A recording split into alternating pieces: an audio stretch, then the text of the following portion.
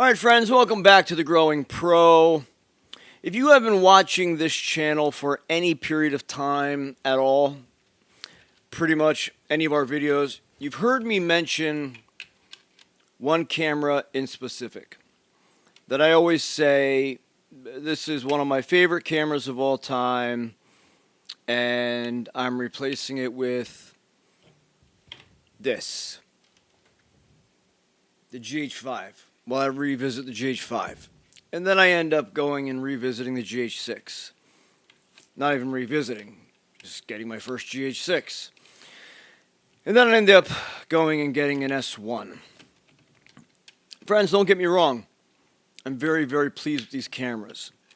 Very pleased with all of them. In fact, I could shoot all day long with the GH5 and be totally content. I could shoot everything with the GH5 and be totally content. Same with the GH6, same with the S1. And remember, that's the S1 Mark I. But there is a camera that I have missed quite frequently. As I pull out all these other cameras and shoot with them all the time, there is one camera that I continually go back to in my dreams, in my memories, and think to myself, boy, I sure do miss that camera. And it happens to be the camera that is right in front of me right now, as I just remove the top handle and get ready to reconfigure it. And that camera happens to be this, the Canon C200. Now, why is this such a special camera to me? Well, let's get into that. But first, let me preface with the fact that the Canon C200 being a special camera to me takes nothing away from the joy that shooting with the GH5 has brought me. It adds to it. It complements it. They're very different tools.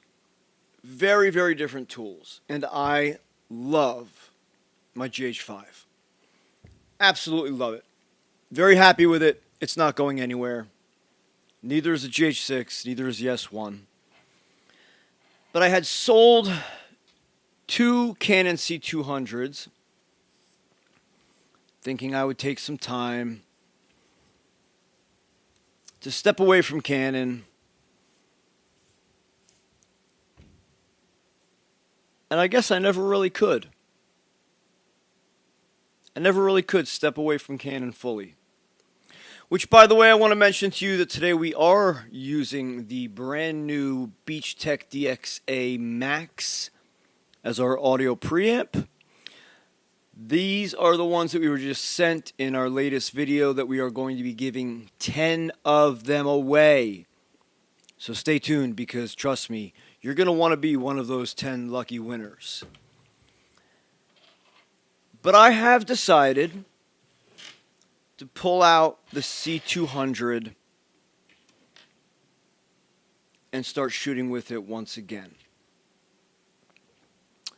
I have decided that I am not done with it.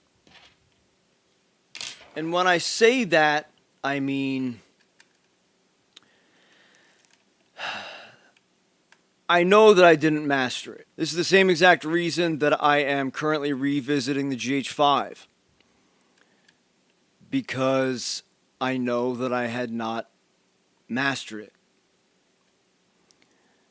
Now, the C200 is a little different because I used it for so long as a studio camera that I pretty much had it down pat. I knew it in and out. And there was not a whole lot that the C200 couldn't do for me that I wasn't comfortable with. But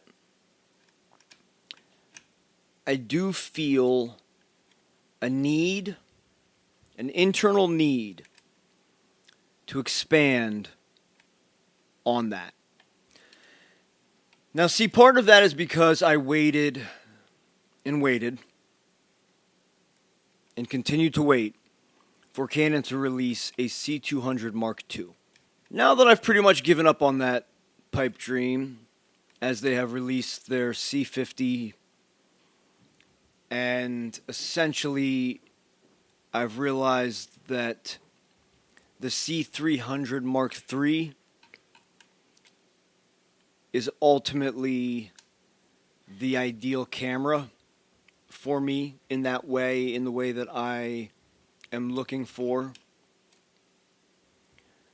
So until then, until I am ready to pull the plug on a C300,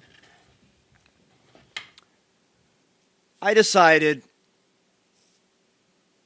to pull out the last C200 that we have. This is the very last one, and continue to enjoy it. Continue to appreciate it for all that it is worth. And trust me, if you have never used a C200, you are truly missing out on something that is very special as far as cinematic cameras go. Which is why I was hoping Canon would build a C200 Mark II. Because I knew that it was one of the greatest cameras Canon had ever built. But alas, I don't believe they're going to. I believe that Canon has abandoned the C200.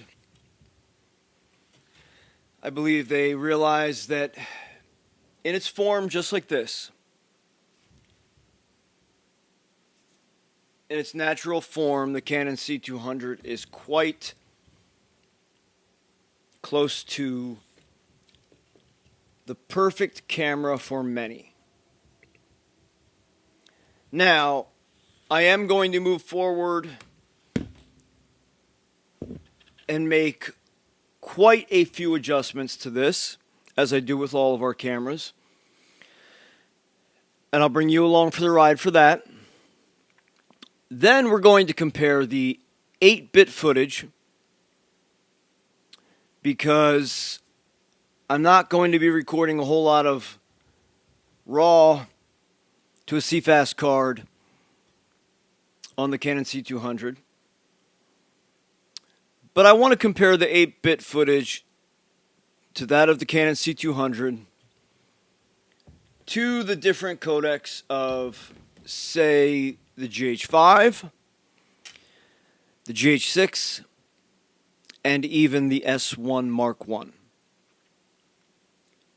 And I want to show you the differences, because they are quite vast. And what these cameras offer is even more vast. But one of these cameras may be significantly better for you as a filmmaker or even as a content creator than all of the rest. And that's what I want to give you the opportunity to find out. Which one of all these cameras is going to suit your needs the best? But it's time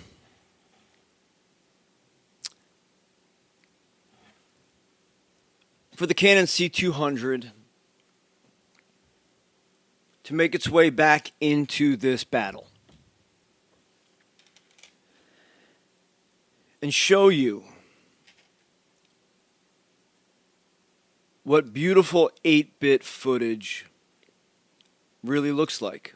And I have a feeling that many of you are going to be quite shocked, if not impressed. So stay tuned, friends, First off, because we've got 10 of these amazing preamps to give away, and because we're going to be doing some pretty fun comparisons between some very different cameras. Between a DSLR style cinematic camera in the GH5 versus a dedicated cinema camera in the Canon C200.